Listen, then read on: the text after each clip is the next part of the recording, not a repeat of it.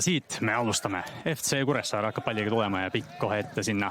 Siis väga kiiresti, kuni tollal oli isegi 5. liiga, kuni 5. liigani välja võtsid kõik selle tarvitusele. Ja vaatame praegu siin...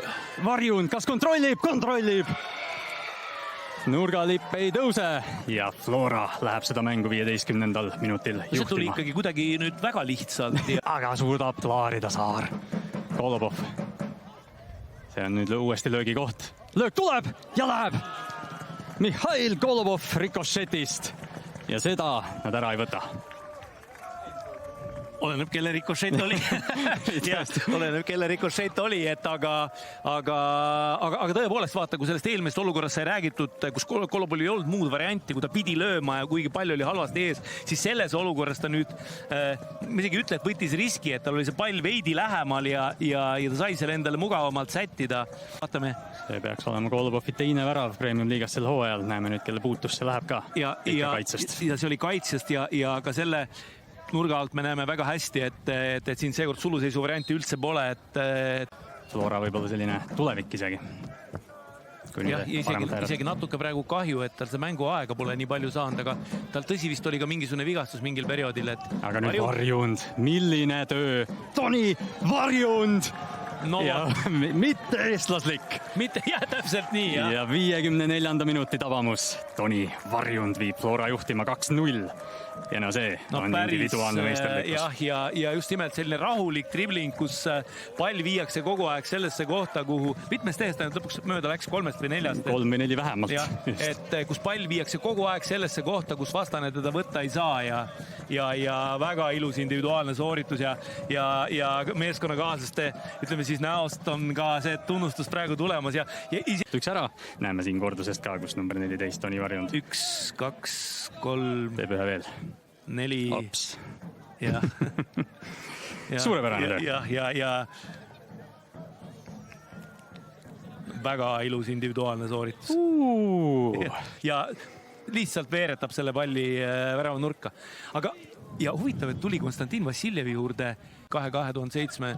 sünniaastaga poiste koostöö, et see on tore. Hästi praegu. Korraks siin äärele Zenjov paremalt äärelt. Lõikab sisse. Kas leiab kellegi? Leiab löögi. Usta on seal. Ja see pall lõpetab võrgus. Daniel Usta.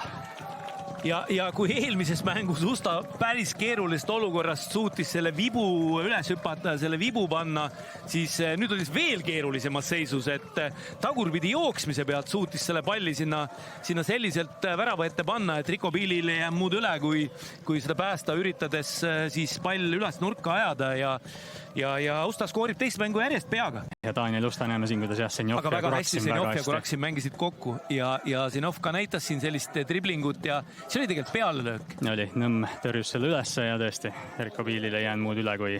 Aga tagasi jooksu pealt sellist palli lüüa vastassuunas, no see ei ole lihtne. Piisava tugevusega, et tegelikult ka ohtlik olukorra tekitakse. Aga Daniel Usta saab 3-0 kirja Flora jaoks. Remo Valdmets üritab seal maadelda temaga. Demidov, kas saab löögile, sealt saab! Natuke üle värava, kas Grünwaldi näpp on vahel? Oli vahel. Hispaania on näidanud. Ja Argentiinat õige, aga Hispaania... Aga nüüd siin võimalus Lukasel proovida. Evert Grünwald, pall jääb mängu. Grünwald veel! Visse lõi selle tagasivõrkund palli, et...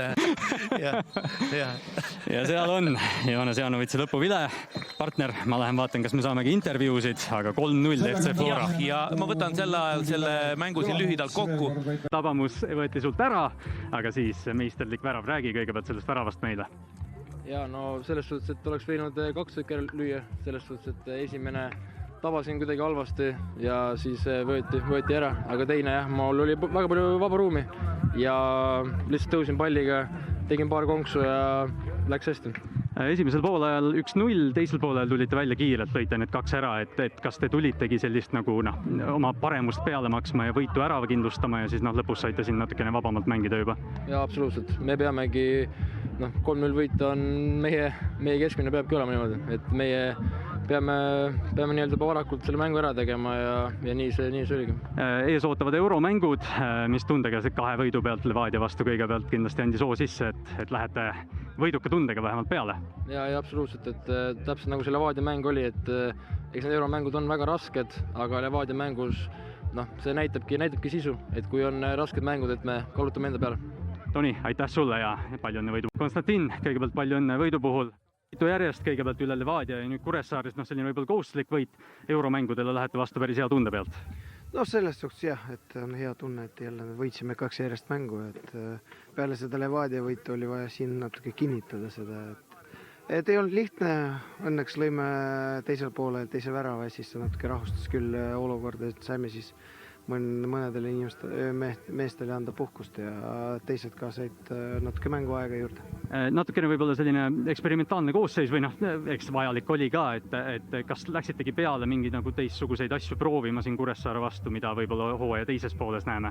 Ei, selles suhtes mõned asjad olid natuke sunnitud, et pisivigastused ikka segavad vahepeal ja mingid, ütleme niimoodi, mõtted, mis võib-olla pikemas perspektiivis meil pigem nagu oleks vaja võib-olla, siis me proovisime ka, aga loodame, et kõik mängijad on terved ja siis me saame oma normaalset asja teha. Ja üks küsimus veel, Premium-liiga debüüt sai ühele noormängijale vist antud, et räägi temast natukene Rammulist. No tegelikult tema oli juba jaanuaris enam meie plaanis, et tahtsime teda kaasata just treeningprotsessi, aga tal oli veel kooli asjad, pluss ta valmistus natukene selle U17 turniiriks, et nüüd vaikselt hakkab meiega trenni tegema ja siis vaatame, mis sellest saab, aga palju õnne talle debüüdi puhul. Peatreener Konstantin Vassiljev, palju õnne ja edu. Surve alla teise poole alguses samamoodi, nad lõid kiirelt need 3 ära, et paraku kodupubliku ees siin kaotus tuli. Kas tunned, et oleks võinud väljakul midagi teisiti teha ja siit võib-olla viigi võtta? Viiki oleks olnud ikkagi suur üllatus ja võit samamoodi.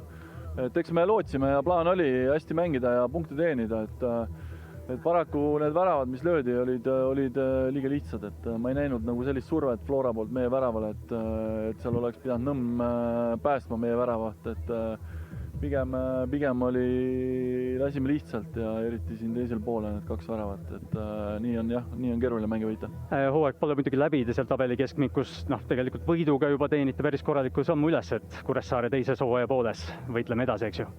Jah, et vahed on väiksed, et üks punkt või võit muudab mingit positsiooni tabelis, et pool hooaega mängitud ja lähme edasi.